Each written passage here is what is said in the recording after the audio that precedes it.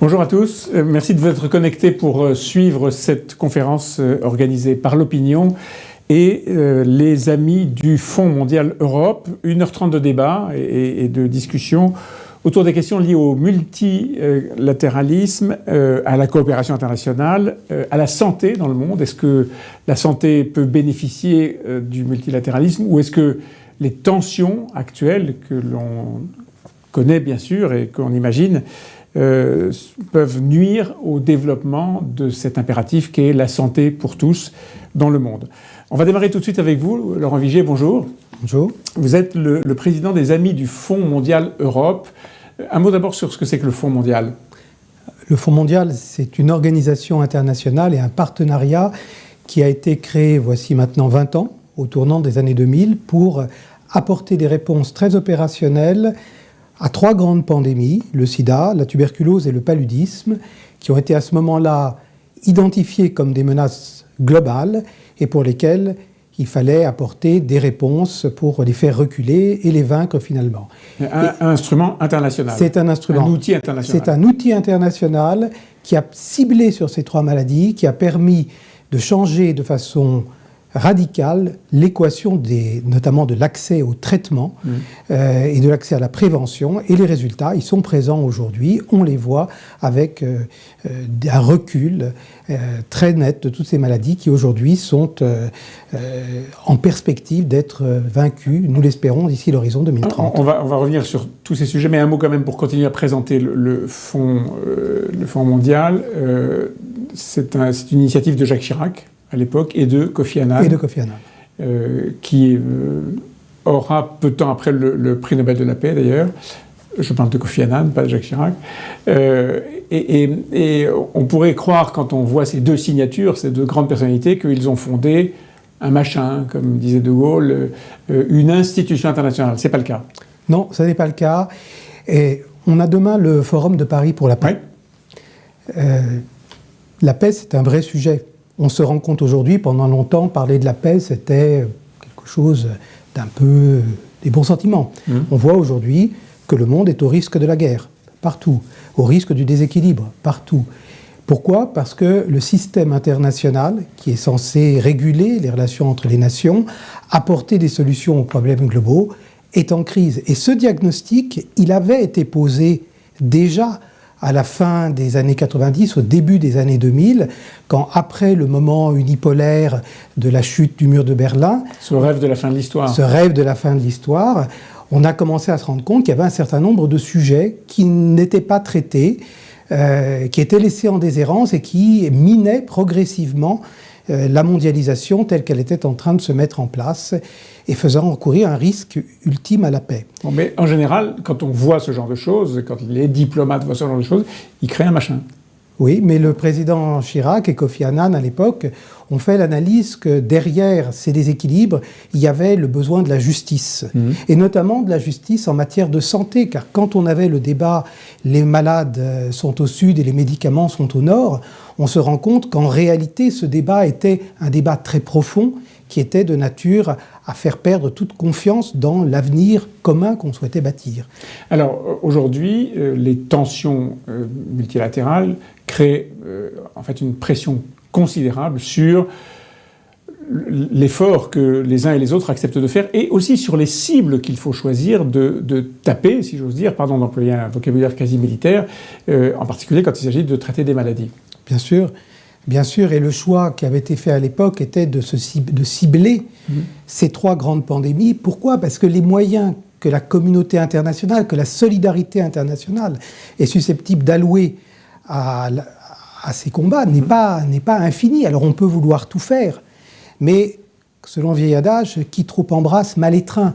Et donc en fait, le fait de cibler les moyens sur des objectifs qui étaient mesurables, atteignables, et de créer cet instrument, le Fonds mondial, qui a concentré l'effort, c'est ça qui a permis d'atteindre des résultats mesurables. Le Fonds mondial lève des capitaux. Lève des capitaux, définit des programmes avec les pays, avec également l'ensemble des communautés, y compris les communautés de malades, les ONG. Donc le Fonds mondial, toutes les parties prenantes dans l'association, sont dans le Fonds mondial, avec une bureaucratie comparativement à d'autres agences onusiennes, est limité au strict minimum. Donc le Fonds mondial est une structure opérationnelle et c'est au fond un multilatéralisme de projet. Ce qui est le sujet, l'originalité du Fonds mondial et qui fait que ce modèle est toujours pertinent aujourd'hui, c'est qu'a été créé, voici 20 ans, un instrument pour répondre à un besoin, à une urgence, biens publics mondiaux, aujourd'hui on dirait, mais une urgence bien ciblée, et que cet instrument a été conçu pour apporter des résultats.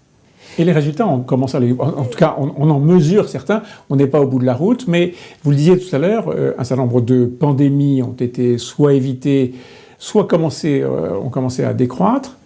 Après tout, les efforts sont peut-être suffisants ou on peut peut-être passer à autre chose, non ? Eh bien, si on passe à autre chose, il ne faut pas croire que ça n'est pas une logique de stock. On n'a pas atteint des résultats, puis on passe à autre chose, les résultats sont maintenus. Les maladies ne sont pas éradiquées. Les maladies ne sont pas éradiquées. Elles peuvent l'être. Elles peuvent l'être. Certaines maladies ont été éradiquées, mais tant qu'elles ne sont pas éradiquées, elles sont là. Elles sont là et elles peuvent revenir. Et elles peuvent revenir même de façon plus forte. Donc il faut continuer l'effort. Ah, si on arrête l'effort aujourd'hui, on va faire face très rapidement à un rebond de toutes ces grandes pandémies. Donc c'est pour ça que l'effort, il faut terminer le travail. On ne peut pas s'arrêter au milieu du gué, parce que si on s'arrête au milieu de la rivière, eh bien, on tombe et on se noie. Et précisément, le Fonds mondial a récolté, a levé moins de capitaux qu'il l'espérait en 2023. Mais plus, néanmoins, il a continué sa progression, moins qu'il l'espérait, mais il a continué sa progression. Mais évidemment, il y a des sources de préoccupation, qui est qu'effectivement, la concurrence des causes, la raréfaction des enjeux, et puis la raréfaction des moyens financiers, et puis surtout cette crise du multilatéralisme, cette défiance qui s'installe entre les États, entre les grands blocs, ce retour de la logique des puissances fait qu'on perd de vue qu'au fond, cette planète, elle est notre bien commun et que la santé, il y a un thème qui m'intéresse beaucoup dans le domaine de la santé, c'est le thème One Health, la santé unique. En fait, on se rend compte, on l'a vu avec le Covid, que la santé humaine est indissociable de la santé animale, des épizooties, de la santé de la planète, le réchauffement climatique qui va faire remonter le paludisme. Les enjeux sont connectés de façon très évidente, mais effectivement, il faut qu'on se donne les moyens de ne pas se disperser, de concentrer l'effort sur les résultats. Alors précisément sur les effets de la crise du multilatéralisme sur ces sujets-là, vous avez cité tout à l'heure cet adage, pardon, c'est peut-être pas comme ça qu'il faut l'appeler, mais les malades sont au sud, les médicaments sont au nord. On parle aujourd'hui du sud global qui veut exister, qui veut s'imposer dans une forme de gouvernance mondiale qui soit rééquilibrée et qui ne soit plus essentiellement, si ce n'est exclusivement, dans les mains du Nord. Est-ce que cette notion de Sud global, par exemple, vous en souffrez ? Je suis très inconfortable avec cette notion de Sud global, comme avec la notion de l'Ouest collectif. Ces deux notions sont des concepts qui sont issus directement de la propagande russe. On peut le dire. Absolument, quand on regarde la notion de Sud global, etc. On veut dire quoi ? C'est que la Russie essaye de... Logique une forme de résistance, de revenir dans une logique de grande puissance. Et la logique du multilatéralisme, c'est justement de dépasser la logique des grandes puissances pour arriver à avoir un monde qui est régulé par le droit et par la coopération. Le président Chirac, à l'époque, parlait de la montée, ça a été mal compris, de la montée du monde multipolaire. Il ne disait pas que le monde multipolaire était un projet. Il disait que le monde multipolaire, c'est un fait, parce que la croissance économique, la croissance démographique fait que des pays, des régions du monde s'affirment. Mais ensuite, une fois qu'on est parti de ce constat du monde multipolaire, il y a deux manières de l'organiser. Soit on le laisse à lui-même, et c'est le retour de l'affrontement des puissances, c'est le moment où on est. Soit on le réorganise par le droit, par le système multilatéral, en transformant, en améliorant, en intégrant dans le système multilatéral toutes les parties prenantes, et on arrivera à dépasser ces contradictions et ces affrontements qui se constituent, qui montent dans ce système multipolaire. Donc c'est un point qui souvent n'a pas été compris parce que on disait, voilà, le président Chirac parle comme les Chinois et comme les Russes. Non, le président Chirac disait, Il y a le monde multipolaire, ça c'est le fait, mais il y a le multilatéralisme et ça c'est le projet. Alors ce fonds mondial, il est aussi alimenté par des capitaux privés. Oui. C'est même très important. Un des plus gros donateurs, c'est la fondation Melinda Gates, Bill et Melinda Gates désormais, qui fournit combien ? Qui fournit plusieurs milliards et qui est un acteur très présent, qui n'est pas le seul, mais qui est un acteur très présent et qui illustre bien, au fond, la nécessité, cette complémentarité qu'il faut trouver entre l'aide au développement, la solidarité internationale au niveau des États. Et derrière les États, c'est les contribuables. Ah oui. Et puis, donc, il faut être capable de justifier chaque euro, chaque dollar qui va être investi. C'est pour ça que le Fonds mondial, de ce point de vue-là, est exemplaire, puisque les dépenses bureaucratiques sont très limitées. Et puis, d'autre part... Je comprends le message aux autres institutions, mais je ferme la parenthèse. Mais parce que c'est un vrai exemple d'un objet qui a une méthode de gestion qui est performante et qui est capable d'intégrer toutes les parties prenantes. Ensuite, je crois que le rôle de la solidarité internationale et de ce type d'instrument est aussi de faire un effet de levier sur les financements privés et d'apporter également un contenu, j'allais dire, intellectuel, normatif, qui va permettre d'orienter le débat, et ça, le Fonds mondial le fait très bien. Il faut qu'on donne quelques échelles, quelques ordres de grandeur. Donc, les capitaux levés, ou promis en tout cas, début 2023, c'est à peu près 15 milliards. Absolument. 15 milliards 8. Hein. Vous espériez 18, et c'est mieux que 14 que vous aviez levé auparavant. C'est à peu près ça les échelles. C'est beaucoup, beaucoup d'argent. La France pèse combien ? La France est toujours le deuxième donateur du Fonds mondial. Et c'est quelque chose... les États-Unis. Derrière les États-Unis. Et ça, c'est quelque chose qui a été voulu à l'époque par le président Chirac, puisque la France est un donateur très important. Il a donnait, au moment de la création du Fonds mondial, 150 millions d'euros par an. Elle l'a monté à 300 millions, et aujourd'hui, nous sommes au-delà de 400 millions. Mais ce qui est important, c'est de dire que le Fonds mondial, c'est un engagement et un succès français qui s'enracinent dans une très longue durée. Il y a une tradition de grands médecins français. Ouais. Mais, et d'universalisme français. Et d'universalisme français. Et quand on parle du lien entre la santé peut-elle soigner le multilatéralisme, qui est le thème de notre échange d'aujourd'hui, l'un des premiers événements multilatéraux, c'est la conférence sanitaire de Paris en 1851. En 1851. En 1851. Ouais. Donc en fait, c'est un marqueur. Le choix du multilatéralisme et le choix de la santé, c'est un marqueur de la politique étrangère de la France et de la politique de solidarité de la France. On a beaucoup cité Jacques Chirac, qui est le fondateur avec Kofi Annan, encore une fois. Emmanuel Macron, aujourd'hui, est impliqué dans le Fonds mondial. Emmanuel Macron est impliqué, est très impliqué. Et je dois dire que tous les présidents, depuis le président Chirac, qu'il s'agisse de Nicolas Sarkozy, de François Hollande et d'Emmanuel Macron maintenant, ont réaffirmé et porté cet engagement de la France en faveur de la santé mondiale et à travers le Fonds mondial. Et ça, c'est un des sujets de dire qu'au fond, on ne peut atteindre sur des enjeux pareils de résultats concrets si on ne s'engage pas dans une démarche de long terme. Et là, on a un exemple d'un engagement de long terme qui porte ses fruits. Est-ce qu'il y a des pandémies ou des maladies nouvelles que vous aimeriez voir rejoindre cette trilogie des 3 grandes maladies qui ont été combattues depuis une vingtaine d'années, un peu plus de 20 ans maintenant ? Je pense qu'il y a évidemment beaucoup d'enjeux de santé publique, beaucoup de maladies qui pourraient justifier ce type d'approche. Est-ce que ça doit passer par le Fonds mondial ? Est-ce que ça doit passer par d'autres instruments ? C'est un débat qui est ouvert.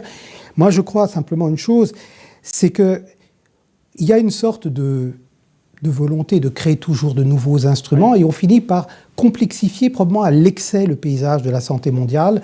Nous avons un instrument. On a un outil.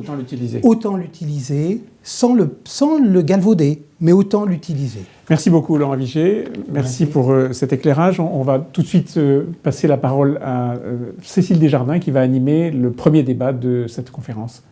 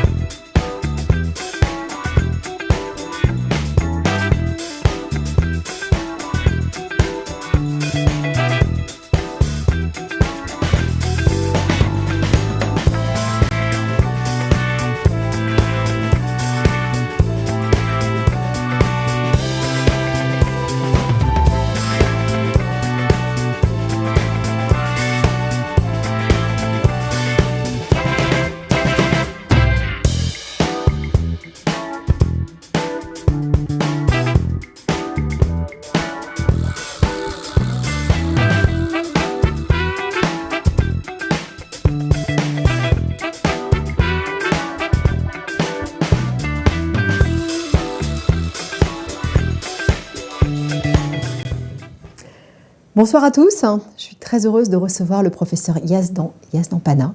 Bonjour professeur. Bonjour. Alors vous êtes depuis 2021 directeur de l'ANRS-MIE, l'Agence nationale de recherche sur le sida et les maladies infectieuses émergentes, également chef de service des maladies infectieuses et tropicales à l'hôpital Bichat et professeur de maladies infectieuses à l'université de Paris-Cité. Est-ce que vous êtes inquiet aujourd'hui pour la santé mondiale et pour la santé mondiale à l'horizon 2030 ? Alors, inquiet, non, mais je pense qu'il y a beaucoup de travail dans le domaine de santé. Bon, on vient de le voir avec la pandémie Covid.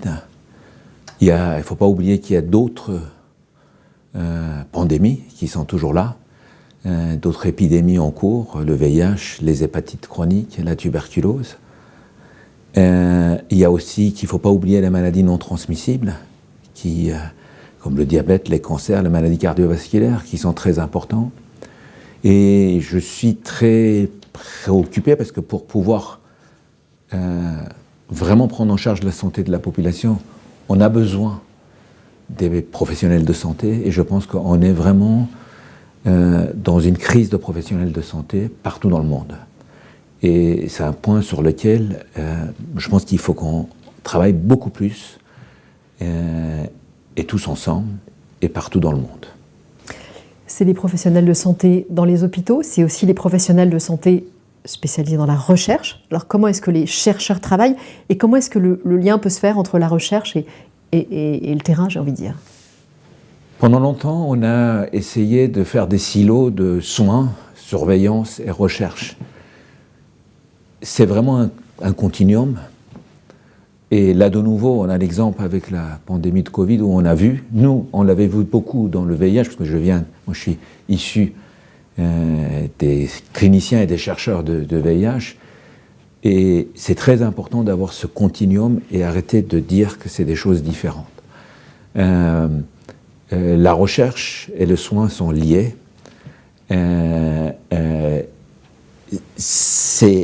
Ça implique les soignants, les chercheurs, mais aussi les communautés, les patients.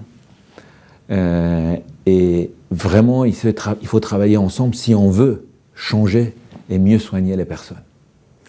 Ce passage du chercheur au lit, qu'est-ce qu'il faut faire pour que ça se passe bien ? La recherche, pour beaucoup de personnes, c'est uniquement la recherche fondamentale qui est extrêmement importante. Mais la recherche, c'est aussi la recherche d'implémentation. Ça veut dire que, par exemple, de nouveau, je vous donne l'exemple de VIH, où il y en a beaucoup d'innovations qui peuvent permettre, si on les avait ou si on les a implémentées, de réduire fortement l'impact de la maladie. Or, ce n'est pas le cas. Donc la recherche, c'est aussi la recherche d'implémentation pour que les innovations qu'on a dans notre position puissent servir à tout le monde, l'ensemble de la population, et souvent on voit que les populations vulnérables bénéficient moins de ces innovations, et la recherche, dans la continuité avec le soin et avec les communautés, peut permettre une meilleure implémentation des outils d'innovation partout dans le monde, pas simplement dans un certain nombre de pays, et chez tout le monde, et y compris chez les personnes vulnérables. Est-ce que la recherche dispose aujourd'hui des moyens financiers nécessaires ? On peut toujours avoir plus de moyens, et on a toujours besoin plus de moyens, mais je pense que, bien sûr, c'est très important, mais ce n'est pas l'unique problématique. On doit, nous les chercheurs, avoir plus de moyens pour pouvoir justement de changer les choses. Et je dirais qu'il faut aussi donner plus de valeur aux chercheurs. Alors, message, à ce qu'ils disent ? Non, leur statut social, la manière dont on les paye, le financement, ce n'est pas simplement le financement des projets, mais c'est aussi le financement des personnes. et je vous ai parlé au début de crise de professionnels de santé partout dans le monde, je pense qu'il faut aussi donner beaucoup plus de valeur au statut de chercheur. Il faut inciter la vocation de recherche auprès des jeunes. Ce n'est pas un travail de court terme, c'est un travail de long terme, mais c'est des choses qu'on voit. Il y a moins de jeunes qui veulent faire de la recherche. Donc, vous me dites, est-ce qu'il faut donner plus de moyens? Oui, mais il ne faut pas oublier la formation. Et surtout, on est dans un monde qui est en train de changer. On voit que les enseignants, les soignants, les chercheurs, il y a moins de gens qui viennent. Et c'est un vrai travail à faire. Je reviens sur les maladies. Quelles sont les maladies qui aujourd'hui vous préoccupent le plus?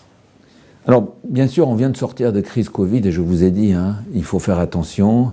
J'ai entendu l'orateur précédent qui parlait d'une seule santé. Bien sûr, il faut travailler sur les maladies émergentes. Il ne faut pas oublier les maladies comme le VIH, la tuberculose, le paludisme, qui sont encore là et qui sont associés à une mortalité importante. Après, il ne faut pas oublier non plus les maladies non transmissibles. J'ai dit au départ, le diabète, le cancer, les maladies cardiovasculaires. Là aujourd'hui, 10% de la population a un diabète. La proportion augmente. Une personne sur deux ne sait pas qu'il a le diabète. On pense toujours que c'est plutôt une maladie des pays riches, pas du tout. Je dirais, dans un certain nombre de pays, d'Afrique subsaharienne, en Inde, en Asie du Sud-Est, il y a une épidémie de diabète. Donc je pense qu'il faut travailler plus dans la transversalité, sans oublier le fait qu'il y a un certain nombre de maladies qui sont déjà là, sur lesquelles il faut aussi se concentrer. Alors vous avez déjà donné quelques messages, mais j'ai envie de dire, s'il y a un message que vous voulez vraiment aujourd'hui faire passer aux politiques qui nous écoutent, qu'est-ce que ce serait? Là, de nouveau, je pense qu'avec l'épidémie et la pandémie Covid, on a compris que la santé, probablement, c'est pas l'affaire juste des techniciens, c'est pas l'affaire d'un ministère, c'est une problématique beaucoup plus globale. Et je pense que les chercheurs et les soignants doivent être plus écoutés dans un processus global, politique, pour essayer justement de soigner mieux, d'avoir plus d'outils et d'innovation pour lutter contre les maladies. Donc le message, c'est que là aussi, il ne faut pas cloisonner, ni en disant que c'est l'affaire d'un seul ministère, ni que exclure les chercheurs et les soignants et les communautés de cette finalement réflexion globale qu'on peut avoir. Merci beaucoup, professeur. Merci à vous. Je vais céder maintenant la parole à mon confrère Raphaël Legendre pour une table ronde justement sur l'atteinte des ODD d'ici 2030. Merci beaucoup.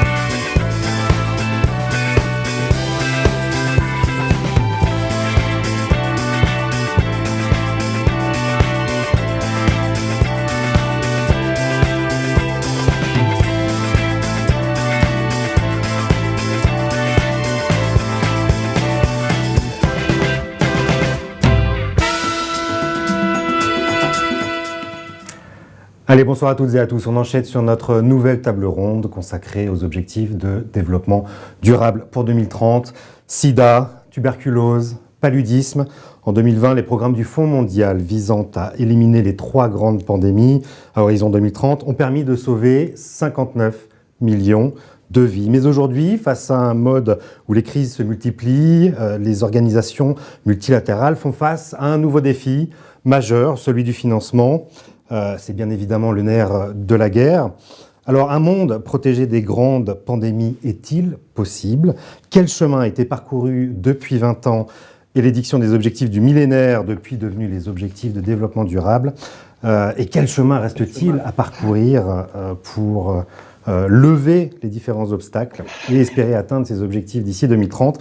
J'ai 3 invités de marque ce soir pour répondre à toutes ces questions. J'ai le plaisir d'accueillir Peter Sands. Peter, vous êtes le directeur exécutif du Fonds mondial. Bonsoir. Bonsoir.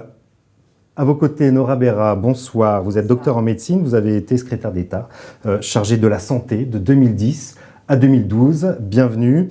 Et enfin, le docteur Francine Ntoumi, présidente de la Fondation congolaise pour la recherche médicale et présidente également du Conseil scientifique de l'Institut de recherche pour le développement ici en France. Bienvenue à tous. Je vais me tourner vers vous. Tout d'abord, Peter Sands, pour la première question. Le Fonds mondial vient de publier son rapport d'activité annuel, mais il est aussi revenu sur les 20 dernières années. Pour dresser le bilan, expliquez-nous d'abord quel chemin a été parcouru, où est-ce qu'on en est dans cette épopée, cette quête, cette odyssée, appelez-la comme vous le voulez, vers une couverture santé universelle. Tout d'abord, il me semble que le Fonds mondial est la preuve, la démonstration que quand le monde se rassemble pour faire face à ce qui peut apparaître comme un problème insoluble au début des années 2000, il faut se souvenir que le VIH, le sida est en train d'exploser et tuer des millions de personnes. Mais quand le monde se met ensemble pour faire face à tous les problèmes, cela peut être fait, peut être accompli. Et ce qu'on a vu dans les 20 ans depuis la fondation du Fonds mondial, il y a eu on a divisé par 2 la maladie sur les décès sur la malaria et sur le VIH. Et 50 millions de vies ont été ainsi sauvées. Et ce n'est pas simplement le nombre de vies sauvées. Est-ce que je peux vous donner un exemple rapide pour illustrer? Au Malawi, en 2000, l'expectation de vie était 46 ans, l'espérance de vie. En 2019, c'est 65, l'espérance de vie est passée jusqu'à 65 ans. Incroyable. En 19 ans. Donc ça change la nature d'une société tout entière. Vous avez des grands-parents d'un coup. Ça vaut la peine d'aller étudier à l'université parce que vous avez le temps de vraiment mettre en exergue, mettre en route ce que vous aurez appris. Donc c'est un impact incroyable. Je me tourne vers vous. Vous êtes docteur, spécialiste du paludisme. Un monde sans pandémie. Un monde sans pandémie. Je rappelle les 3 grandes pandémies, sida, tuberculose, paludisme. Est-il possible? Peut-être qu'est-ce qui manque aujourd'hui pour y arriver? Ce qui manque, moi je dirais d'abord la recherche, parce que tout part de la connaissance de notre environnement, de la connaissance des pathogènes.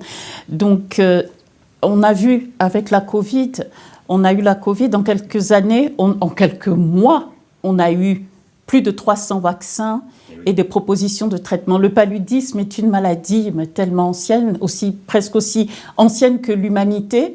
Et on a 2 vaccins maintenant qui vont être dans le futur, qui vont être déployés. Donc, et une dizaine de vaccins candidats. Donc, il faut plus de scientifiques qui travaillent sur ces différentes maladies. Il faut plus d'investissement des pays endémiques aussi pour pouvoir combattre ces maladies. Nora Berra, je me tourne vers vous. Je rappelle que vous avez été secrétaire d'État à la santé.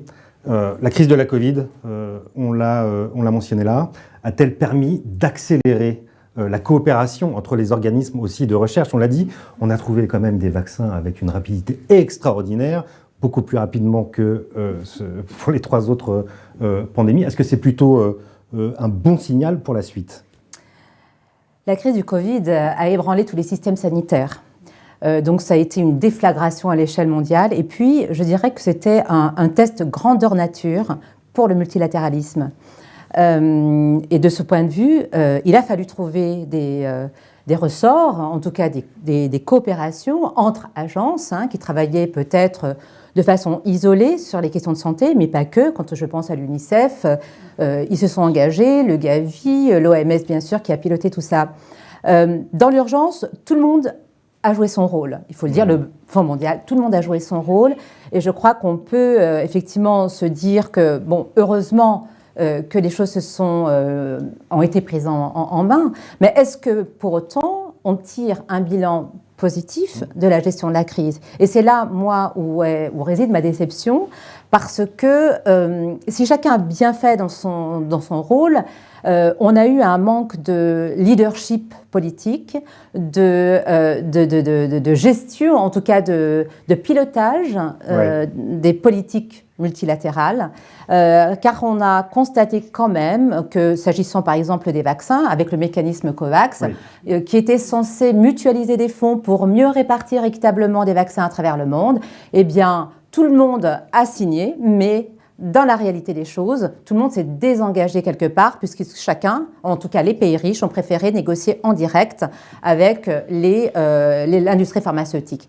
Donc, quand on dit que la recherche a accéléré, il ne faut pas oublier que c'est de l'argent public qui a permis l'émergence, en tout cas la mise sur le marché des vaccins avec la vitesse que nous connaissons. Donc, l'argent public était là. 2, est-ce que pour autant la santé a été déclarée comme un bien public? Est-ce que le vaccin a été déclaré comme un bien public également? Donc c'est toutes ces questions qui restent encore pendantes. Je parlais du COVAX tout à l'heure, tout le monde a préféré négocier et finalement, quand les pays riches vaccinaient, premier rappel, deuxième rappel, éventuellement le troisième, eh bien certains pays n'avaient toujours pas accès à la moindre dose. Donc c'est ça qui nous interroge, c'est-à-dire que qu'est-ce qu'on fait pour la prochaine pandémie?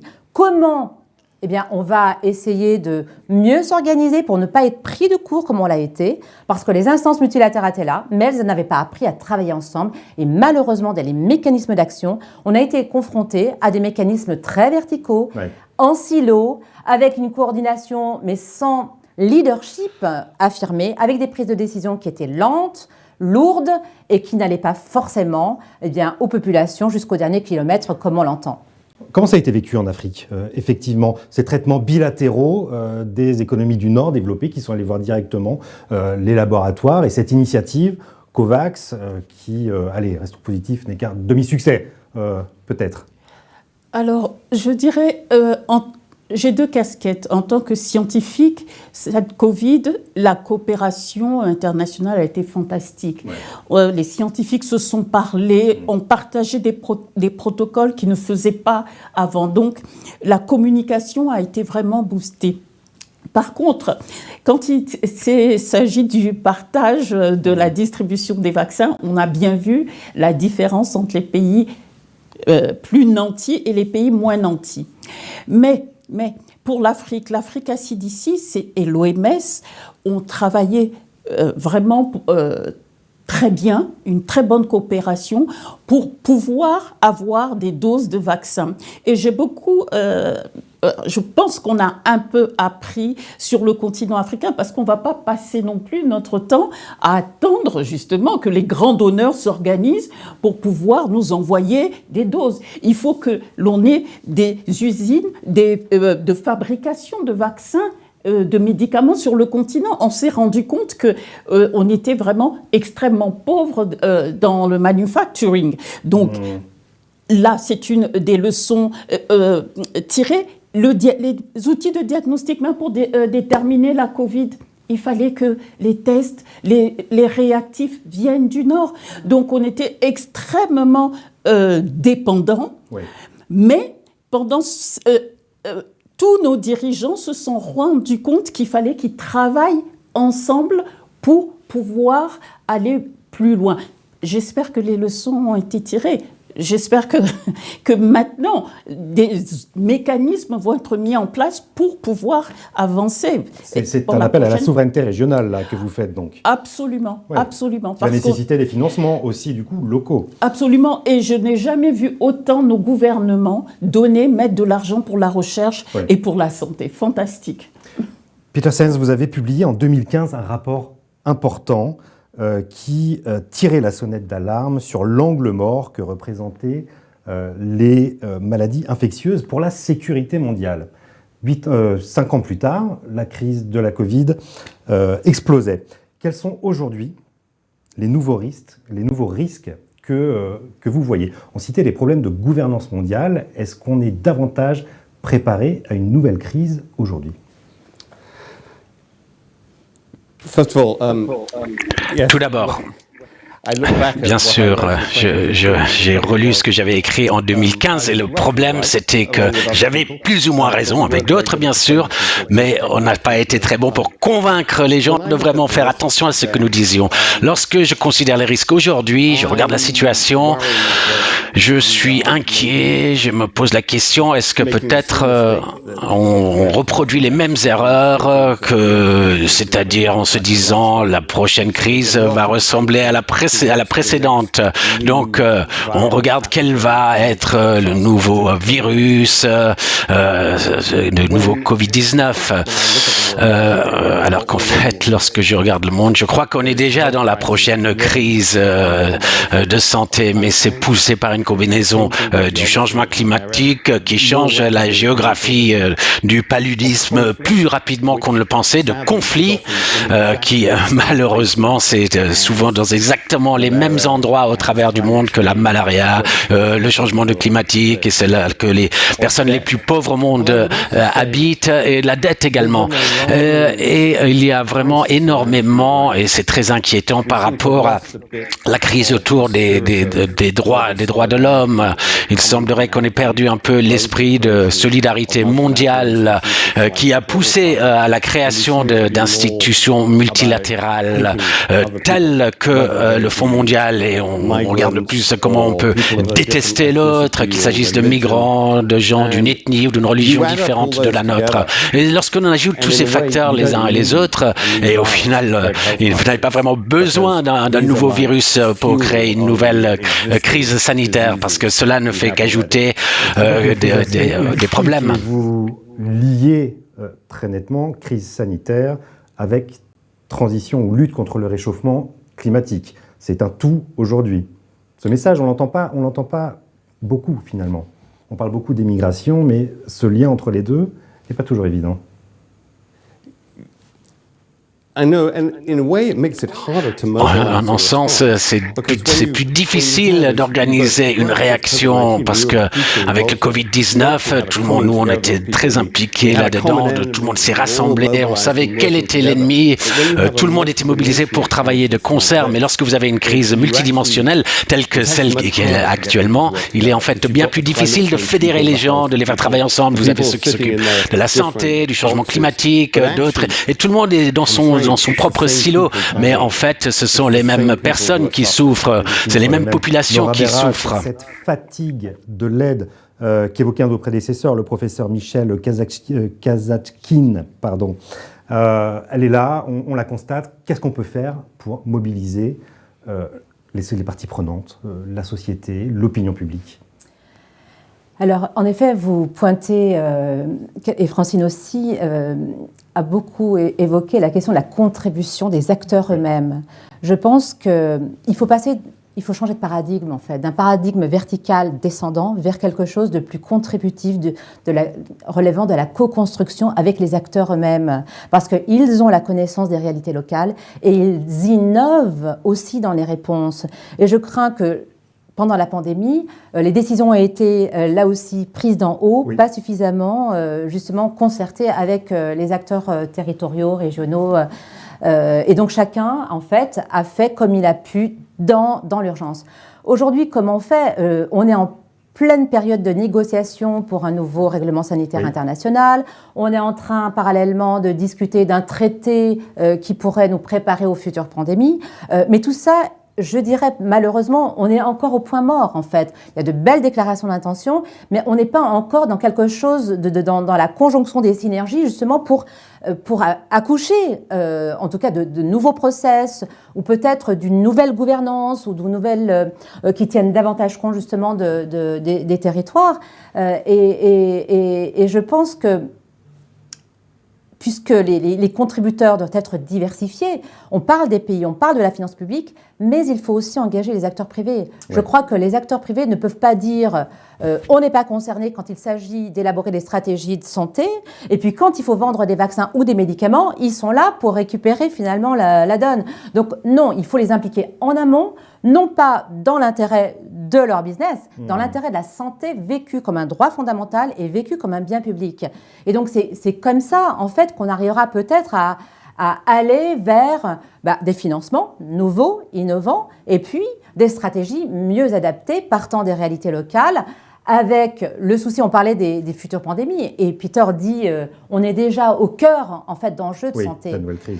Et ça c'est un véritable problème parce que on vient de vivre une pandémie mondiale, on attend la prochaine, et dans l'intervalle on fait quoi? Parce que finalement cette pandémie, elle nous a rendu compte que nous avions un problème de démographie de professionnels de santé, qu'on avait un problème d'accès aux soins au dernier kilomètre, d'infrastructures, de tests, de produits de santé, de production locale. Il faut absolument décentraliser aussi les productions et mettre en place les chaînes d'approvisionnement et tout ce qui permet justement à chaque individu, où qu'il soit, d'accéder à la santé. Et c'est vraiment, je crois qu'il faut partir de la santé comme un droit fondamental inscrit dans la Déclaration des droits de l'homme, comme un bien public, comme le climat d'ailleurs.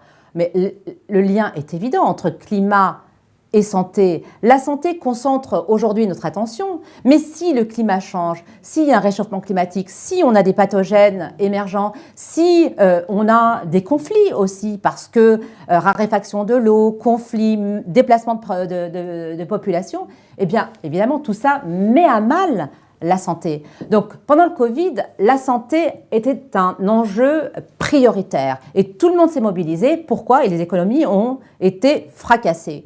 Donc, on s'est rendu compte que, mais si on n'est pas en bonne santé, on ne peut plus faire tourner l'économie. La machine ne tourne plus. Ne tourne plus. Donc, aujourd'hui, c'est qu'il ne faut plus oublier. Et je crois qu'on assiste à une sorte d'amnésie collective qui a déjà oublié les enjeux de la santé dans ce monde globalisé, dans une économie où tous les États sont interdépendants quelque part. Je vous vois hocher de la tête, Dr Francine Ntoumi. On parlait de nouveaux pathogènes. Quelles sont aujourd'hui les maladies qui nécessitent une accélération des financements et de l'attention publique? On a parlé des 3 grandes maladies, sida, tuberculose. Y en a-t-il d'autres aujourd'hui? Je dirais, en Afrique, on parle beaucoup des maladies infectieuses, mais justement, les courbes sont en train de s'inverser et les maladies non transmissibles deviennent un problème, telles que le diabète, l'obésité, les maladies cardiovasculaires, qui sont une cause vraiment très importante de santé publique. Donc là aussi, il va falloir mettre des investissements importants pour pouvoir améliorer la santé des populations. On a fait le bilan, on a posé le diagnostic. Pour terminer, je voudrais partir sur des perspectives, mais peut-être nourries par un peu d'optimisme. Nora Berra, par exemple, les progrès de la science ont quand même fait des pas de géant. Je voudrais qu'on parle un peu d'innovation aussi et de ce qui a été réussi quand même vers l'avenir. Qu'est-ce que vous voyez ? Alors, les innovations ont été incalculables, en vérité, avec peu de moyens. Des solutions très frugales, en fait, qui ont émergé dans les territoires et dans les zones les plus, on va dire, reculées. Et je crois qu'il faut porter une attention particulière avec ça. Donc, moi, j'ai fondé une organisation, Union for Global Health, avec d'anciens ministres, et nous sommes justement à l'écoute de ces innovations pour essayer de les porter, de créer les conditions pour les développer, parce qu'elles vont servir, parce qu'elles sont pertinentes, parce qu'elles sont adaptées aux réalités, parce qu'elles répondent à un besoin de santé. Eh bien, il faut les accompagner et être à l'écoute justement des solutions locales et ne plus considérer comme la santé comme le fruit de programmes nationaux voilà, plus de transversalité, plus de coopération, plus d'engagement de la société civile et en engageant aussi le secteur privé, parce qu'on sait très bien que sans financement, il n'y aura rien, on ne pourra pas aboutir à cet objectif. Et il faut, comme l'a dit Francine, c'est que les États consacrent davantage de leur richesse nationale aussi dans la santé. Je crois que ça, c'est important. L'autre levier que Francine a aussi dit, mais je veux le redire aussi, c'est la recherche. Parce que si on n'a pas de recueil de données, donc il faut de la robustesse, de la fiabilité dans des données qui nous permettent justement de porter un regard analytique de situation pour justement adapter les meilleures stratégies sanitaires en regard. Et si on ne fait pas ça, eh bien malheureusement, on n'aura pas compris l'enjeu en fait. Peter Sens, même question. Est-ce que la recherche et l'innovation permettront d'atteindre les objectifs de développement durable en matière de santé d'ici 2030 ?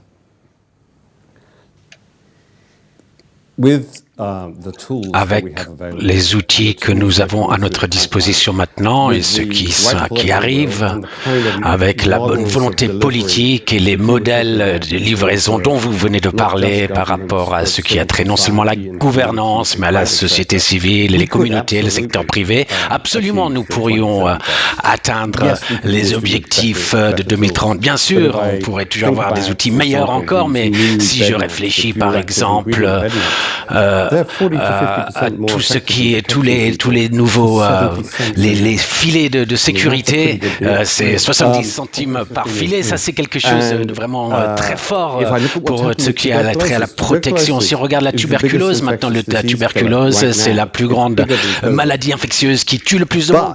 Actuellement ça tue plus que le Covid, mais il a été pendant Covid-19 voilà, et on en voyait moins, mais maintenant ça revient vraiment. Maintenant l'Organisation mondiale de la santé ont annoncé cette semaine qu'il y a plus de personnes testées et traitées pour la tuberculose que jamais auparavant. Donc quand les gens vraiment se focalisent dessus et se servent des outils qui sont développés, qui ont été développés et qu'on peut arriver à les livrer auprès des populations, parce que le problème qu'on n'a pas encore résolu, et il nous faut continuer à travailler là-dessus, c'est le manque d'équité par rapport à l'accès aux outils, aux médicaments, aux traitements entre les pays, mais également au sein même de pays. Il nous faut nous assurer que les plus pauvres, les plus vulnérables des communautés aient accès aux services de santé, aux produits de santé qu'il leur faut. Et c'est pour ça que les gouvernements jouent un rôle absolument crucial, bien sûr, à ce niveau-là, pour soutenir des institutions telles que le Fonds mondial, bien sûr depuis le début, mais dans les gouvernements dans chaque pays jouent un rôle critique, mais ce n'est pas suffisant simplement qu'il y ait des gouvernements. Les communautés doivent être impliquées, la société civile et le secteur privé. Qui est quand même la clé de ces ODD en 2030. Non, mais tout à fait d'accord avec ce qui vient d'être dit. Vous parlez d'innovation. Je vois deux aspects dans l'innovation. Le paludisme, qui est une maladie qui nous intéresse au plus haut point. Il y a la génétique. Les manipulations génétiques des moustiques, qui sont un outil prometteur pour éradiquer cette maladie. Ça, c'est dans l'innovation. Mais il y a des techniques tout à fait intéressantes qui peuvent être injectées dans le pipeline. Mais comme l'a très bien dit Peter Sand, il y a des outils existants qui pourraient permettre d'avoir des résultats fantastiques s'ils sont mieux utilisés. Les moustiquaires imprégnés d'insecticides, les pulvérisations. Donc, déjà, si les communautés sont bien informées, adhèrent aux outils existants, je vous assure que déjà, l'impact sera important sur cette maladie, sur le paludisme, de même sur la tuberculose. Là aussi, l'information, et donc je suis tout à fait à 100% d'accord, l'engagement des communautés. Ouais. C'est très important pour combattre déjà avec nos outils, avant d'aller chercher des outils beaucoup plus importants, bien qu'encore une fois, on ait besoin de ces outils. Et les financements privés, oui, mais les financements locaux, le secteur privé local, encore une fois, on ne peut pas tout attendre de la France, des États-Unis et de l'Allemagne. Il faut aussi que les pays endémiques mettent leur budget adéquat sur la table pour pouvoir contribuer efficacement. Eh bien, merci pour cet optimisme de la volonté. Un dernier mot, Nora, bien sûr. puisque je suis très attachée au multilatéralisme comme nous trois, je dirais que le multilatéralisme peut être revigoré si les pays consentent à lâcher juste un peu de souveraineté, en fait. Pour que ça marche, il faut qu'on consente à jouer ensemble vers un objectif commun. Et c'est ça qui est difficile à opérer, en fait. Oui, les vents sont plutôt contraires en ce moment, effectivement. Merci beaucoup à tous les trois, Peter Sens, Nora Berra, Francine Ntoumi, d'être venus. C'était passionnant. Restez avec nous. Nous continuons. Alors là, on a une petite vidéo qui va vous présenter un exemple de partenariat en santé au Vietnam avec le Center for Support Community Development Initiatives.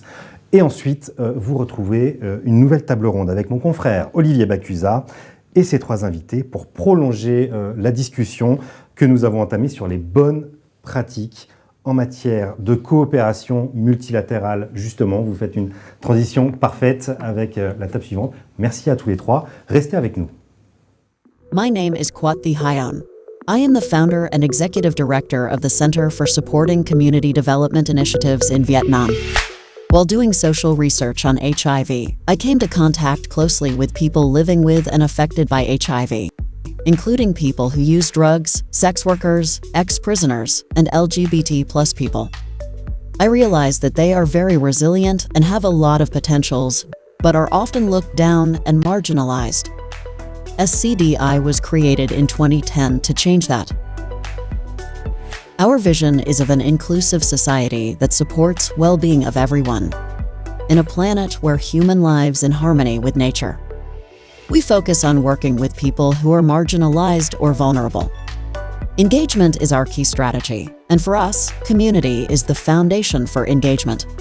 We support the development of community-based organizations where marginalized and vulnerable populations get organized, have their voices heard, and carry out programs for their own people. CBOs understand the community's needs, the barriers and opportunities they are facing. They can represent in communicating with stakeholders, coordinating with partners, and connecting with other communities, and can lead programs that benefit communities. CBOs eventually become community leaders. Global Fund is the biggest funder for community system strengthening in Vietnam and in the world. With this funding, we support populations most affected by HIV, TB, malaria to establish their own CBOs. These CBOs, once capacitated, respond to various needs of their communities, from prevention of those 3 diseases to securing universal health coverage, from ensuring HIV and TB patients continue their treatment to delivering foods for poor families. Their activities have contributed not only to bring Vietnam very close to malaria elimination, having much less HIV infection, making progress on TB, but also reduce social stigma to marginalized population, thus increase solidarity and social cohesion.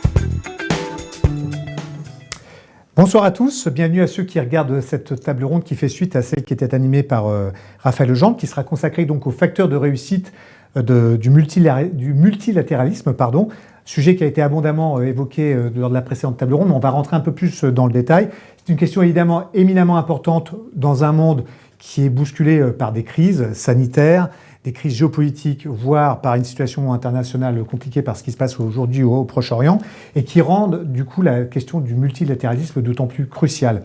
Alors pour en parler, je vous présente mes 3 invités. D'abord vous, Francesca Colombo, bonsoir, bienvenue. Bonsoir. Vous êtes responsable de la division santé à l'OCDE. Vous encadrez les travaux visant à fournir des données comparables au niveau international sur les systèmes de santé. Je rappelle que l'OCDE a 38 États membres.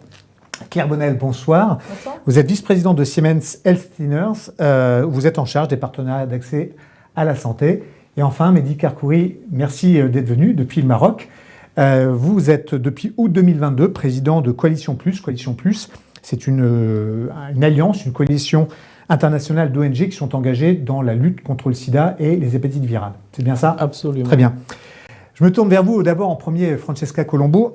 Alors, donc, l'OCDE, organisation que j'ai présentée, qui est par essence multilatérale, de par sa composition. Sur votre site, on peut lire « Nous aidons les pays à mettre en place des systèmes de santé performants en mesurant les résultats et l'utilisation des ressources du système de santé ainsi qu'en analysant les politiques qui améliorent l'accès, l'efficacité et la qualité des soins en santé. » Je l'évoquais là, juste à l'instant, il y a 3 ans, il y a eu le choc Covid. Les systèmes ont géré, finalement, comme ils ont pu, souvent en étant submergés. En matière de collaboration entre États, de coopération, quels enseignements, vous, en avez-vous tiré plus particulièrement ? Il y a eu des effets très positifs de coopération internationale, du fait qu'il y a eu une mobilisation très forte, avec en volonté, effectivement, de se mettre à chercher, d'accélérer la recherche et le développement pour arriver à développer des vaccins et des mesures. Il y a eu des échanges d'informations. Il y a eu aussi des innovations en termes d'essayer d'un système de santé d'utiliser d'une manière différente, par exemple, les infirmières, les pharmacistes et tout ça. Donc il y a eu beaucoup d'innovations qui ont été faites, mais dans un contexte où clairement tous les systèmes de santé, et aussi dans les pays les plus développés, ils n'étaient pas préparés. Ils n'avaient pas des systèmes qui étaient résilients, ils n'avaient pas des mécanismes... Les systèmes de santé ne sont pas faits pour faire de la gestion de crise comme l'armée. Ils ne sont pas faits, mais ils devraient. Ils devraient le faire. Tous les pays, en fait, ont des plans de préparation pour les pandémies. Mais les choses ne sont pas marchées comme on pensait. Il y a eu un manque aussi, peut-être, une certaine présomption de dire bon, ça ne va jamais arriver, par exemple, pour les pays à développer. C'est une question qui est plus pour les pays en voie de développement. Donc, sans doute, beaucoup de leçons à tirer de l'expérience qu'on a vécue. Alors, c'était il y a 3 ans déjà. On a l'impression que c'était hier. Non, il y a déjà 3 ans qui se sont passés.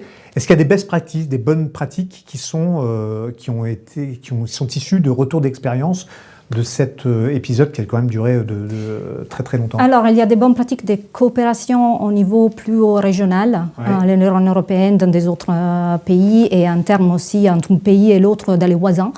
Il y a sans doute des bonnes pratiques qui sont émergées, comme j'ai dit, en termes d'innovation, en termes, par exemple, même de télémédecine, d'utilisation des rôles avancés des infirmières, des pharmaciens et tout ça. Il y a eu une accélération énorme de l'utilisation des données en santé et un tout petit peu brisé certaines barrières qui existaient avant, qui rendaient beaucoup plus rigide, difficile la circulation des données dans la santé. Liées à la pesanteur administrative, de la bureaucratie. D'un côté et là, de l'autre côté, en question vraiment de gouvernance des données en santé, ou simplement parfois à la manque un tout petit peu d'accélérer de certaines pratiques qui existaient déjà. Donc, on n'avait pas, par exemple, même dans les pays les plus développés, la disponibilité des données en temps réel. Ça a été accéléré énormément pendant la pandémie. Ça reste encore beaucoup de travail à faire. Donc là, on a des exemples de coopération entre États, entre pouvoirs publics. Et la coopération peut se faire aussi entre des États, la sphère publique et aussi des acteurs privés. C'est là que je me tourne vers vous, Claire Bonnel. C'est ce que vous faites, notamment. Vous êtes en charge des partenariats.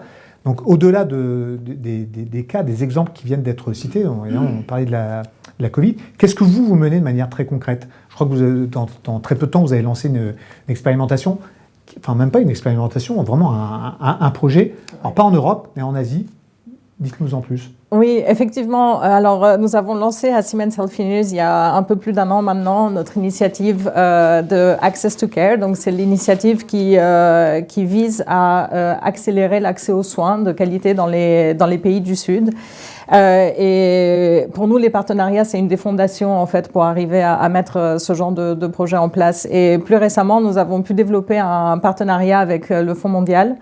Et on en est très fiers parce que finalement, ça nous donne l'opportunité non seulement d'avoir un impact à travers les programmes qui sont financés par le Fonds mondial, mais également de pouvoir regarder les innovations qu'on peut amener en tant que secteur privé, en tant que technologie médicale et différentes solutions qu'on peut amener. Donc, l'exemple du partenariat et du projet qu'on a lancé maintenant, en fait, il s'agit d'un projet en Indonésie, qui vise à accroître l'adoption de l'intelligence artificielle pour détecter la tuberculose. Alors l'Indonésie, c'est un cas un petit peu particulier puisque on ne sait pas souvent que déjà c'est une population qui est très nombreuse. On parle de plus de 276 millions d'habitants en Indonésie, répartis sur 10 000 îles différentes. Donc vous imaginez un petit peu les défis qui se présentent au niveau de la population pour arriver à avoir accès à un centre de santé, pour arriver à avoir accès à un diagnostic. Et alors nous, en tant que leader dans la technologie médicale, nous avons justement ce savoir-faire, nous avons cette expertise où nous pouvons apporter des solutions pour faciliter l'accès. Donc, et là, on n'est pas juste dans le financement, hein, c'est bien une expertise technologique qui est apportée. Exactement. Et c'est vraiment en fait une coalition de partenaires en fait qui se mettent autour de la table et qui cherchent en fait à apporter une solution à un problème qui est vraiment récurrent et qui est vraiment urgent aussi, je dirais, puisque l'Indonésie représente 10% des cas de la tuberculose dans le monde. Donc, c'est vraiment... voilà, on parle de la tuberculose comme une maladie du passé, sauf que ça reste la maladie qui cause le plus de décès en termes parmi les maladies infectieuses. Francesca Colombo a parlé de quelque chose qui est crucial aujourd'hui en santé. On dit que les données, les datas sont l'or noir du XXIe siècle. Donc, il y a des États qui s'échangent des données. Parfois, la sphère publique, c'est un débat qu'on a beaucoup entendu ici en France, partage de données entre la sphère publique et les acteurs privés d'un côté sur cette expérimentation, enfin, pardon, je recorrige ce projet. Il y a évidemment, ce qui est crucial, c'est de collecter des données pour améliorer après le suivi et éventuellement décliner ce projet dans d'autres pays sur les mêmes pathologies? Oui, exactement. Et puis, en fait, le projet ne s'arrête pas à l'Indonésie puisqu'on va également faire une analyse en fait, des projets actuels qui utilisent l'intelligence artificielle pour le dépistage de la tuberculose dans d'autres pays. Et on va essayer de tirer les enseignements de ces projets-là, de vraiment apporter notre conseil, notre savoir-faire là-dessus pour finalement arriver à, on l'espère, à une solution qui nous permettrait d'accélérer l'utilisation des nouvelles technologies dans la santé. Donc finalement, c'est un projet qui cherche à avoir un impact en fait au-delà des frontières. Et pour convaincre des pouvoirs publics de travailler avec vous, notamment en partageant des données de santé, est-ce que ça ne vous oblige pas à être encore plus royaliste que le roi, être encore plus de respecter une réglementation encore plus forte que ce qui aujourd'hui est respecté, à l'échelle de la France par l'assurance maladie, dont on dit que c'est une des principales banques de données de santé au monde? Oui, absolument. Et c'est vrai que... Quelles garanties, du coup, vous pouvez donner? Voilà, alors on a bien sûr toutes les garanties en termes de sécurité des données, protection des données, etc. Et c'est vrai que pour l'instant, c'est un domaine qui reste à être exploré, en fait, finalement, hein, parce que ça a encore été très peu utilisé, même l'intelligence artificielle ou tout simplement de regarder un petit peu des technologies vraiment plus innovantes. Mais on a aussi la validation et les encouragements même de l'OMS, par exemple, qui a récemment publié le guidelines, en fait, le protocole, on va dire, pour l'utilisation de l'intelligence artificielle dans la santé. Et les opportunités sont là. Mais il faut bien sûr rester dans le cadre réglementaire et arriver à protéger les données des patients et de toutes les données qu'on puisse collecter par ce genre de projet. Alors évidemment, en matière de santé, il y a aussi un point qui est crucial, c'est la prévention. Je me tourne vers vous, parce que Mehdi Karkouri, parce que vous, on a quelqu'un qui représente plutôt la sphère publique, la sphère privée, puis vous représentez finalement, non pas les utilisateurs, mais les demandeurs de soins, les gens qui vont recevoir des traitements, qui sont demandeurs de soins, notamment en matière de lutte contre le sida. La coopération, ça passe aussi par une association de ces personnes à travers un collectif comme le vôtre, qui d'ailleurs est communautaire, c'est son ADN. Absolument, et pardon. Non seulement les demandeurs de soins, mais aussi les utilisateurs, les personnes qui vont utiliser les services.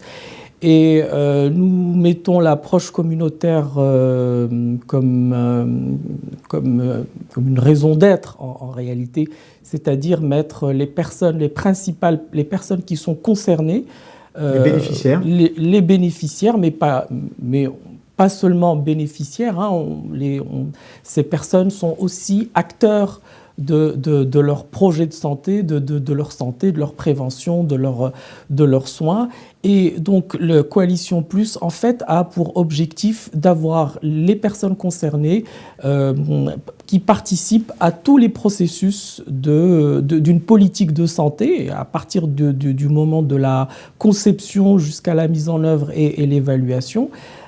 pour répondre au mieux aux besoins de ces personnes, parce qu'on peut avoir la meilleure politique de santé au monde, mais si on ne l'utilise pas à l'épreuve du terrain, si elle n'est pas utilisée, si les personnes n'adhèrent pas, elle ne va donner aucun résultat. Il faut évidemment que ces personnes soient mieux entendues. Absolument, absolument, et c'est ce que nous nous efforçons de faire, notamment par exemple dans des grandes institutions comme par exemple tout à l'heure vous aviez le directeur exécutif du Fonds mondial où des sièges sont réservés au conseil d'administration, aux représentants des personnes vivant avec les maladies, aux représentants des organisations non gouvernementales qui tous les jours sont sur le terrain. C'est aujourd'hui le principal écueil auquel vous êtes confronté ?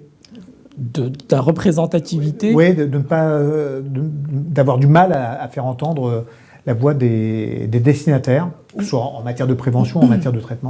Oui, absolument. D'autant plus que, par exemple, si on prend les maladies dont on s'occupe le plus, le sida, les hépatites, ce sont des maladies qui vont concerner plus des publics bien particuliers, comme par exemple les personnes qui utilisent les drogues, les hommes qui ont des rapports sexuels avec les travailleurs, les travailleuses du sexe. Donc ce sont des populations qui sont de toute façon marginalisées par la société, donc difficile l'accès aux sphères de pouvoir, l'accès aux endroits où les décisions se prennent leur sont de toute façon difficiles. Et donc en fait c'est tout là le travail de Coalition Plus, c'est de pouvoir justement ramener ces voix là où elles puissent être entendues. En préparant cette émission, Francesca Colombo, je veux citer l'exemple des Britanniques qui, via le programme Horizon, ils ont voté pour le Brexit, donc le Royaume-Uni est sorti de l'Union européenne, et via le programme Horizon sont revenus dans un programme d'échange de données entre chercheurs sur la matière santé. Mais vous me disiez, la coopération, ça ne passe pas simplement par la recherche, mais il faut progresser et raisonner davantage sur l'ensemble de la chaîne, c'est-à-dire ça va de la recherche médicale, mais aussi la conception, l'élaboration de solutions, de traitements, ainsi que leur distribution et leur commercialisation. Non, absolument. Il faut un tout petit peu repenser d'une manière différente l'idée de la coopération internationale. On a vu qu'il y a eu des problèmes énormes pendant la pandémie, avec des inégalités énormes entre les pays de l'OCDE, les pays qui ont développé et les autres pays. Donc il faut un tout petit peu repenser à ça. Ne reste pas que en fait, la coopération internationale reste un outil fondamental pour lutter contre tout ce qui peut être des problèmes, des enjeux en santé au niveau global, aussi que pour faire face à tous les émergences qu'on est en train de vivre, il y en a beaucoup. Donc il y a un phénomène où maintenant les crises se multiplient. On a une exigence d'être de plus en plus efficace aussi dans l'utilisation de l'argent, y compris de l'argent public, que ce soit l'aide au développement, que ce soit les impôts qui sont collectés dans les pays développés. Donc il faut vraiment un tout petit peu agir sur plusieurs fronts. D'un côté, être plus efficace, de l'autre côté, chercher peut-être de diversifier aussi les sources de financement et s'appuyer sur des investissements dans des systèmes de santé qui soient résilients. Donc pas simplement dans des produits, pas simplement dans des mécanismes d'alerte précoce, mais vraiment toute la chaîne, tout le système de santé dans sa stabilité. Chez MEN, c'est une des préoccupations, j'imagine ?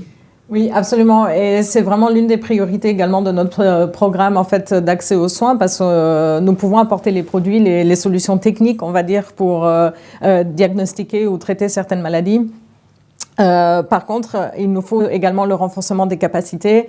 Il nous faut inscrire ça en fait dans une pérennisation sur plusieurs années, puisqu'on ne veut pas. Oui, tout ça est très long. C'est des cycles en matière de santé. Entre Exactement. le moment où on commence, il y a les prémices de la recherche, et le moment où les traitements se retrouvent sur le marché, utilisés par leur destinataire au final, il peut y avoir 10-15 ans qui se passent. Exactement. Et c'est vraiment notre responsabilité, notre devoir finalement de s'assurer qu'on arrive de s'assurer en fait d'avoir des programmes qui s'inscrivent dans la durée et qui arrivent à se pérenniser comme ça. Je pense que c'est aussi une des raisons pour lesquelles nous avons choisi de travailler avec le Fonds mondial et de mettre en place ce partenariat, puisque ça reste justement une stratégie sur le long terme où on cherche à transformer les systèmes de santé finalement. C'est plus facile de travailler avec le Fonds mondial qu'avec d'autres institutions ? En tant que secteur privé, ouais. Oui. Pourquoi ? Dites-nous pourquoi.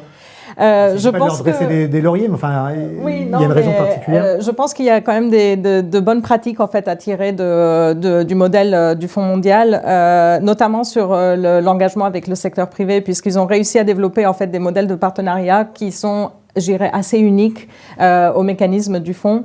Et on a plus de mal à trouver ça ailleurs. Alors, concrètement, par exemple, voilà, on a la possibilité d'apporter notre expertise, notre savoir-faire à impacter directement les programmes.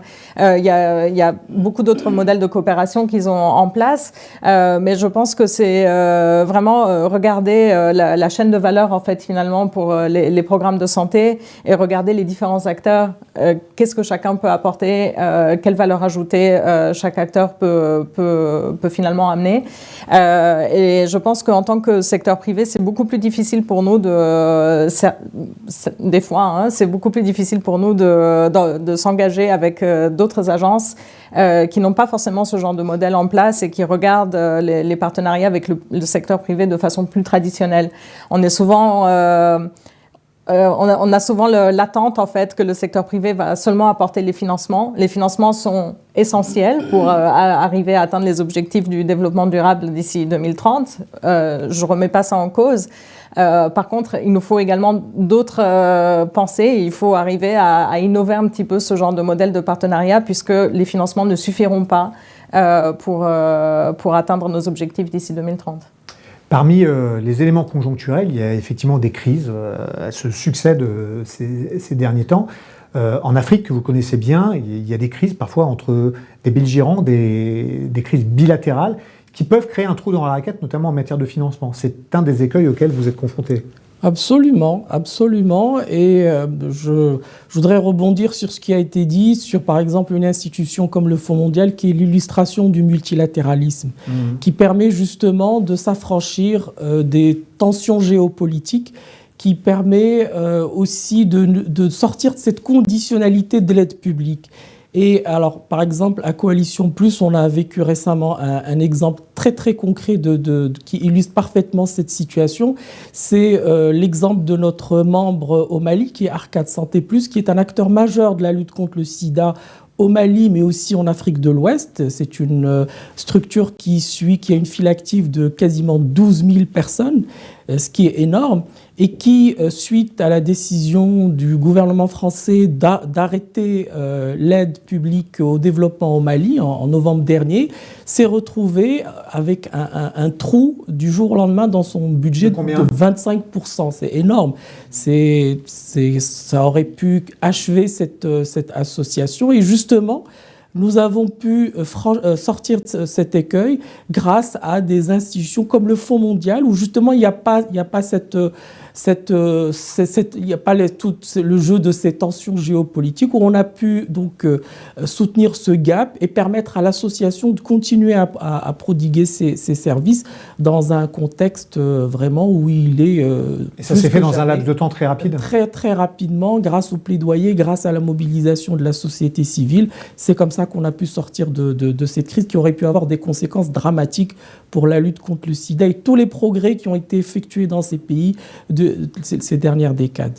Dernière question à la cantonade. Si vous aviez une baguette magique, on vient de parler là, du facteur temps, de la vitesse, un levier sur lequel vous pouviez agir, ce serait quoi exactement ? La question des données, je crois que c'est un levier sur lequel il faut absolument agir beaucoup plus. Et bien sûr, le financement, on a besoin de plus de ressources. Claire Baudin ? Il n'y a pas de piège. Non, je dirais laissez-nous participer en fait, de vraiment créer cet espace de coopération et de multilatéralisme. Du secteur privé. Exactement. Ouais. Et vous, Mehdi Kerkouri ? Permettre de plus en plus l'accès des personnes concernées aux sphères de décision. Écouter les populations. Écouter les populations. Très bien. Merci beaucoup à tous les trois. Ça passait excessivement vite. C'est les joies d'exercice du live. Je vais laisser la parole à Nicolas Bétou qui va accueillir son invité, qui est la Chrysoula Zakharopoulou, qui est la secrétaire d'État au développement, à la francophonie, aux partenariats internationaux. C'est tout de suite dans quelques instants. Merci à tous les trois d'avoir accepté notre invitation. Merci beaucoup. Merci.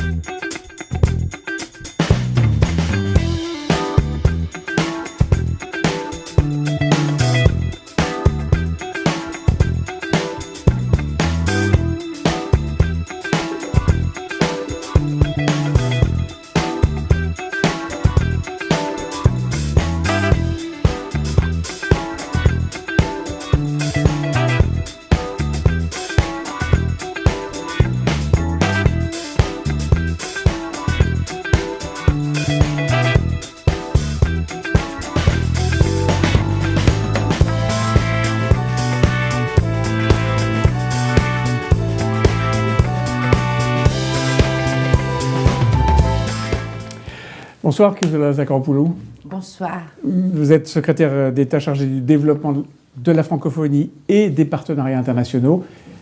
Mention très importante, on le verra pourquoi tout à l'heure. Vous êtes, Madame la Ministre, là pour conclure cette heure et demie de débat que nous avons eue dans cette conférence qui a été organisée par l'Opinion et le Fonds mondial, les amis du Fonds mondial Europe. L'occasion pour moi de vous demander, puisque vous représentez la France ce soir, quelle est la part de la France dans ce Fonds mondial ? Tout d'abord, j'aimerais vous remercier pour l'invitation, les lecteurs de l'Opinion, mais aussi le Fonds mondial Europe pour le travail qu'ils font. La France a un engagement très fort avec le Fonds mondial. Nous sommes le deuxième bailleur. Qu'est-ce que ça veut dire? Ça veut dire que pour la période 2023-2025, l'année dernière, le président de la République, on était aux Nations Unies, il a annoncé notre contribution, la contribution française, qui est égale à 1,6 milliard pour lutter contre le VIH, contre le paludisme et la tuberculose. Donc ça nous fait, comme vous disiez, on est le deuxième contributeur, on est le deuxième principal bailleur de fonds. C'est historique, ça? C'est historique, exactement. C'est une somme très importante. C'est un engagement fort de la France depuis toujours, comme vous savez très bien. Et je suis très heureuse aussi, pas seulement comme ministre, mais aussi comme médecin, de voir qu'à travers ces fonds, nous avons des résultats. Et 59 millions de vies sauvées depuis sa création du Fonds mondial, avec un travail sur le terrain extraordinaire. Voilà un engagement fort de la France, un acteur principal sur les questions de la santé mondiale. Alors vous le disiez vous-même, vous êtes médecin et politique, et donc la combinaison dans une même phrase de santé et multilatéralisme, ça vous parle particulièrement. Quand on a choisi ce thème santé au secours du multilatéralisme, en quelque sorte, ça vous a inspiré quoi? Vous savez, c'est deux sujets que j'aime. Comme vous avez dit, la santé, la question du multilatéralisme.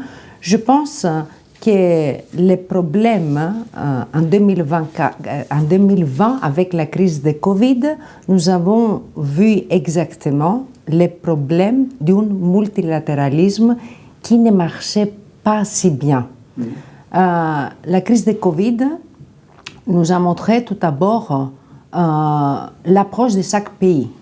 Il a eu les nationalistes. Une forme d'égoïsme, en tout cas. En forme d'égoïsme, on ne peut pas oublier le comportement du président Trump qu'il avait dit « America first », tout d'abord l'Amérique et après le reste du monde. Nous, Français et Européens, nous avons une autre approche. Nous avons une approche de solidarité sanitaire et vaccinale. Et ça, c'est très important de le souligner, parce qu'à ce moment-là, nous étions toutes seules à croire que s'il y a une solution pour résoudre la crise de Covid, ne peut qu'être mondiale. Ouais. Alors ça, c'était pour le Covid. Et effectivement, il y a eu COVAX, dont vous avez été une coprésidente. Hein. Oui, exactement. Ensuite, il y a eu la crise provoquée par les Russes, l'agression russe, la guerre en Ukraine, avec des conséquences terribles sur la santé, sur la circulation du commerce mondial. La question de l'énergie, mais la question des céréales. Nous avons vu, par exemple, que les Russes, ils ont pris en otage les céréales avec un risque en particulier pour le continent africain. Et aujourd'hui, encore une fois, avec cette nouvelle crise du Proche-Orient qui va impacter certainement aussi l'économie et les inégalités dans le monde. Alors justement, selon vous, comment est-ce que cette crise, qui effectivement crée des fractures assez considérables, comment est-ce que cette crise du multilatéralisme et le point particulier, le focus dramatique qu'il y a en ce moment au Proche-Orient, comment est-ce que ça peut nuire à la réalisation des objectifs de développement durable, qui sont des objectifs qui ont été fixés par l'ONU, Horizon 2030, 169 objectifs, un programme considérable, mais qui reste largement à faire. Vous avez totalement raison parce qu'il faut faire un peu l'historique. Car quand nous avons décidé, tous les États des Nations Unies, en 2015, d'y porter ces 17 objectifs de développement durable, à la fin, ça veut dire quoi ça? Ça veut dire donner l'accès à la santé, à l'éducation, à l'eau, à tous les êtres humains sur notre Terre. Nous avons mis l'objectif 2030. Et les choses avançaient assez bien, on peut dire, jusqu'à 2020. Où on commence avec les crises que vous avez dit, ensuite le Covid, ensuite l'agression russe, et aujourd'hui avec de nouvelles crises. Les dernières 3 années, on a tellement de crises qui ont un impact sur cette réalisation du développement durable. Et donc on prend du retard. Elle prend beaucoup de retard. On est à quel pourcentage? Je ne sais pas si on peut... On dit pour la première fois, à 25 ans, les inégalités ont de nouveau augmenté et on risque de le faire accroître encore plus. Et pas seulement. On voit par exemple sur la question des financements, on avait calculé que nous avons besoin de 2500 milliards par an pour arriver et aujourd'hui, on calcule presque, ils ont doublé avec 4200 milliards par an. Et ça risque d'augmenter encore. Ça veut dire, cette année, aux Nations Unies, le secrétaire général des Nations Unies, il nous a alarmés tous parce qu'il reste 7 ans. 7 ans pour y arriver et on voit les difficultés et on voit les pressions aussi sur le terrain. Et aujourd'hui, pour être précis, donc dans les 17 objectifs, il y a des critères, 169, je crois, un critère qui doit être... Il y a des critères, et on en est à 12% de réalisation. Donc on est très en retard. Très bas. Il faut 88% des indicateurs pour qu'on arrive... C'est faisable? Je trouve que c'est très difficile, pour être honnête. Ou quand même, il faut une volonté, il faut qu'on se dépasse tous ensemble et on change aussi notre manière de financer ces objectifs de développement durable. Alors comment est-ce que la France peut répondre à cette crise du multilatéralisme et comment est-ce qu'elle peut essayer de bousculer cette logique qui est au ralentissement et au fait que nous n'allons pas atteindre les objectifs, les ODD comme on appelle ça, en 2030. Vous êtes ministre, vous êtes dans l'action politique, comment est-ce qu'on peut faire? Alors, je suis très contente, vous savez, parce que notre pays a une caractéristique. Tout d'abord, est un pays qui est un pays moteur. Ça veut dire nous avons des initiatives innovantes, et parce qu'on a une position, nous sommes membres du Conseil de sécurité, des G7, des G20, de l'Union européenne, nous avons une position telle et une histoire aussi. Et souvent une prétention à l'universalisme. Aussi, et heureusement, qui est, comme vous dites... Pas toujours bien placé, mais enfin bon, vous dites heureusement. Moi, je dis heureusement, parce que cet universalisme, cette question de l'égalité qu'on veut, de la fraternité, on la porte partout dans le monde. Vous savez, les Français vivent par les autres, nous sommes un peuple de solidarité. Nous sommes connus pour ça. Alors, bien sûr, on est un pays moteur avec des initiatives aussi innovantes. Si je fais l'exemple, vous avez parlé des mécanismes COVAX, que c'était ce mécanisme de distribution des vaccins partout dans le monde. Cette idée, il était une idée du président de la République avec le docteur Tedros, qui est le directeur de l'OMS. Et ça, c'est important. Je parle par exemple un autre objectif du développement durable, la question de l'égalité entre les femmes et les hommes. Nous avons fait, il y a 4 ans, Generation Equality Forum s'appelait, et là on a mobilisé avec la communauté internationale 40 milliards pour cet objectif. Quand il a eu le problème de la sécurité alimentaire, encore là, on était devant. Et on a une autre caractéristique, permettez-moi de dire, que pas seulement on a cette puissance, et je pense que c'est ça l'idée du président de la République, qu'il a compris très tôt, qu'il il n'y a pas seulement de financement public, mais il faut que tous participent. Les philanthropes, la société civile, les secteurs privés. Chacun, il faut qu'il prenne. Qui est dans l'ADN du Fonds mondial, précisément. Hein. Exactement. Ouais. Et alors, vous voyez, ça, on le fait partout aujourd'hui, dans toutes les initiatives. Mais Chrysoula Zakropoulou, ok, la France a une voix, elle a une puissance d'entraînement. Parfois, elle est considérée comme un peu arrogante ou un peu rêveuse. Peu importe, elle essaye de dire quelque chose au reste du monde. Très bien. Est-ce que ça suffit ou est-ce qu'il faut un multilatéralisme différent, peut-être plus inclusif, plus attentif vers les pays que souvent on a un peu négligés? Mais la voix de la France, c'est exactement ça. À Paris, comme je dis, souvent, c'est une chaîne internationale qui donne la voix à tous. Je vous rappelle que le mois de juin, vous avez suivi, on a fait le nouveau pacte financier, un sommet pour parler de financement.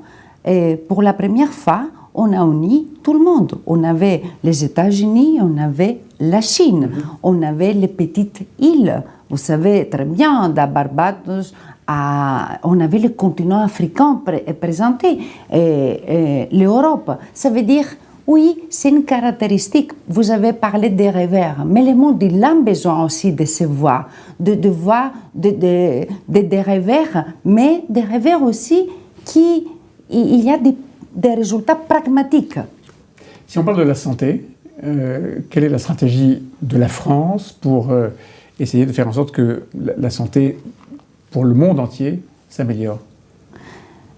La France est un acteur majeur sur les questions de santé mondiale, comme je vous disais. Nous venons de présenter le 12 octobre la nouvelle stratégie. Et alors, on a identifié des sujets et après la crise de Covid, on a vu certainement que l'objectif que nous avons globalement, c'est de renforcer le système de santé.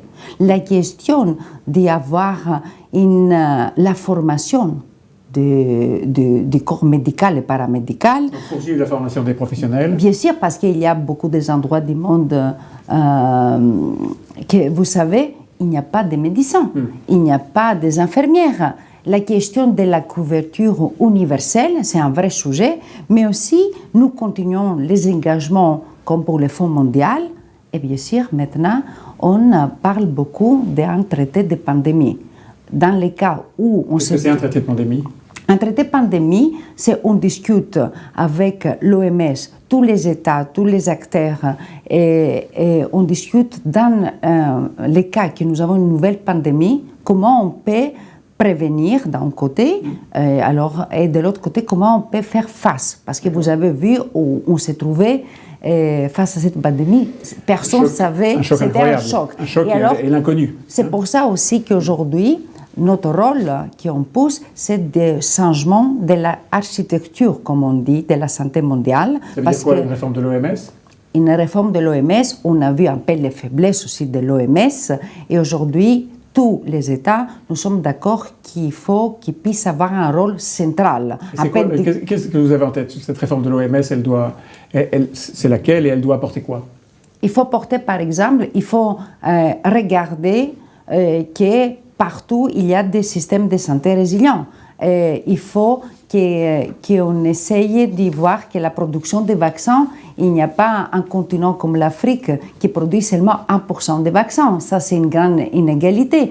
Il faut aussi qu'ils coordonnent la question de pandémie. C'est pour ça aussi on travaille avec eux pour porter le traité, plus un nouveau fonds qui a été créé à la Banque mondiale où on s'est mobilisé et on a mis des financements tous pour la recherche aussi sur de nouvelles maladies. Alors justement, vous parlez de la recherche. L'innovation est un point extrêmement important pour essayer de faire en sorte que la santé du monde entier, dans le monde entier, soit meilleure. Comment est-ce que vous, au poste où vous êtes, vous pouvez travailler pour que l'innovation soit plus rapide, plus efficace dans le domaine de la santé? Et au niveau européen, vous savez, nous avons des financements aujourd'hui dédiés à l'innovation, mais il ne faut pas qu'ils restent seulement chez nous. On a des stratégies beaucoup avec l'Union européenne de transférer les technologies aussi sur le continent africain. Si je vous parle des vaccins, ARN, mRNA, moi je dis d'habitude en anglais, je suis plus habituée sur ça. Exactement. Nous avons fait un sommet Union européenne, Union africaine, et aujourd'hui on a Sénégal, Rwanda, l'Afrique du Sud, où on a des hubs pour cette nouvelle technologie. Pourquoi? Pour produire, pour chercher? Pour produire des vaccins. Alors ça c'est l'objectif du continent africain, et en même temps avec notre recherche, on les aide, on les accompagne si vous voulez, pour créer aussi la régulation. Parce que, et la troisième chose, qui puisse être produit sur le continent, mais aussi être vendu. Vendu au continent ou par le continent? Au continent tout d'abord et par les continents. Et vous avez dépassé les questions qui sont très complexes de propriété intellectuelle, de protection des brevets? Vous savez que ce sujet, on a eu beaucoup de discussions avec OMC, avec l'Organisation mondiale du commerce, et ce sont des sujets qui, oui, ils avancent bien. Au début, c'était un vrai problème. C'est encore un long parcours. Hein. C'était un long parcours. Hein. Vous êtes, je le disais, secrétaire d'État au développement, à la francophonie et aux partenariats internationaux. Vous êtes très attaché à ces mots de partenariats internationaux. Pourquoi? Parce que la diplomatie du XXIe siècle, il n'y a pas les forts et les faibles, il y a des partenaires. On porte des causes ensemble communes et on fait, comme je dis moi, des partenariats ad hoc. Il y a des intérêts communs et c'est ça qu'on essaye. Voilà, je tiens beaucoup à ce titre. Je pense que c'est vraiment la nouvelle politique et j'ai vu que dans ces partenariats, il y a un respect de chacun, on apprend des autres. Ouais. Je pense que nous aussi, on a beaucoup de choses à apprendre par les autres et aussi c'est pour ça que, si vous voulez, comme je vous disais, nous avons cherché maintenant à financer cet objectif de développement durable comme des partenaires. Et je pense que demain, vous savez, on organise les forums de Paris sous la paix. Pour la paix, oui. Et dans ce cas, on va parler de financement, de mobilisation, la mise en œuvre de tout ça que nous avons décidé ensemble le mois de juin. Tout de même, la diplomatie, c'est parfois la confrontation sans les armes, sans la violence, peut-être la violence verbale, mais rien de plus. Ça peut fonctionner ensemble, la diplomatie, y compris dans la confrontation, et les partenariats qui sont fondés sur un minimum de bonne foi, de confiance et de relations d'égal à égal. Moi, vous savez, comme je dis souvent, je suis un chirurgienne, je suis une femme pragmatique et une diplomate pragmatique. Je crois à la diplomatie des solutions. Et dans ce cas, il faut qu'il y ait un respect, il faut qu'il y ait clarté, il faut que chacun puisse exprimer et porter sa vision et trouver un compromis. Voilà, il n'y a pas le temps maintenant pour faire semblant. Nous avons des vrais enjeux. L'impact du changement climatique, par exemple, sur la vie des personnes, la question, vous avez parlé de santé mondiale, je vois la question de repas à l'école pour les enfants, je vois la question de l'accès à l'éducation.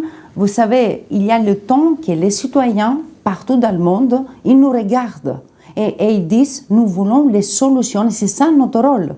Vous voulez des solutions.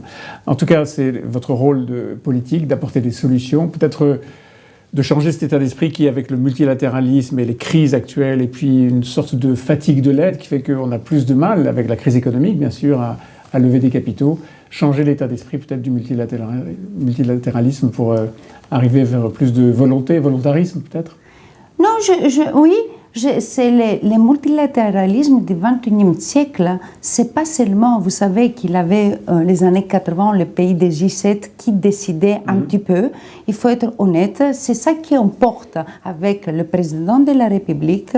Et c'est pour ça que je me suis engagée auprès de lui. C'est qu'on veut que les fractures, ça qu'on dit le nord et le sud, l'est et l'ouest, il faut les éviter. C'est pour ça que la France travaille pour éviter ça. Merci beaucoup, Chrysoula Zacharopoulou. Merci de nous avoir accompagnés pour la conclusion de cette conférence. Merci à tous ceux qui se sont connectés et qui ont suivi cette conférence que nous avons organisée à l'Opinion avec le Fonds mondial, les amis du Fonds mondial Europe. Ce sujet qui est évidemment un sujet fondamental à la fois pour l'économie, pour la diplomatie, mais aussi pour la façon dont les hommes se regardent. Merci, Madame la Ministre. Merci à tous. Merci beaucoup.